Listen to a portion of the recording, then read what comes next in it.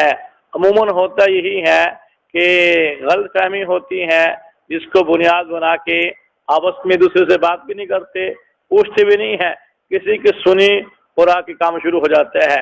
بیوی بھی ہی کرتی ہے، کسی کی سنی وہ آ کے خاوند پہ برسنا شروع ہو جاتی ہے، مسئلہ دور پہنچ جاتا ہے۔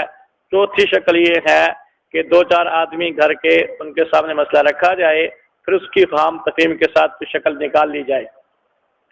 چار صورتیں ہیں، چار سیڑھیاں۔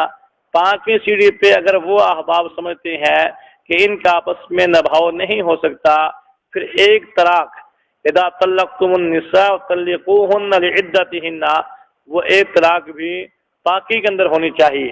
بڑی سوچ بچار کے، سوچ سمجھ کے ایک طلاق پہ قدم اٹھاؤ کہ ہو سکتا ہے طلاق کے بعد دماغ ٹھیک ہو جائے، آپس میں نبھاؤ ہو سکے۔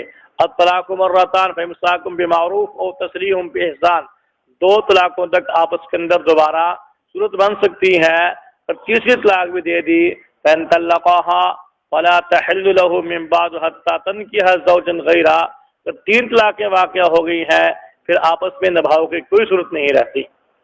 یہ قرآن پاک کا فیصلہ ہے، اور احادیث کے اندر بھی یہی ہے کہ تین طلاقوں کے بعد کوئی صورت آپس میں نبھاؤ کی نہیں ہوتی۔ وہ اللہ کی کبھی زندگی میں وہ مسئلہ بن جائے کہ اس نے کسی سے نکاح کیا، وہ خاوند فوت ہو گیا، یا انہیں آپس میں زندگی گزاری، بعد میں کوئی ایسا مسئلہ بن گیا کہ وہاں سے بھی وہ صورتیں بنا کے وہ فارغ ہو گئی ہیں، کبھی زندگی میں ایسا مسئلہ بنا کہ آپس میں نکاح کی صورت بنتی ہے تو بن جائے گی، ورنہ عموماً کوئی شکل نظر نہیں آتی۔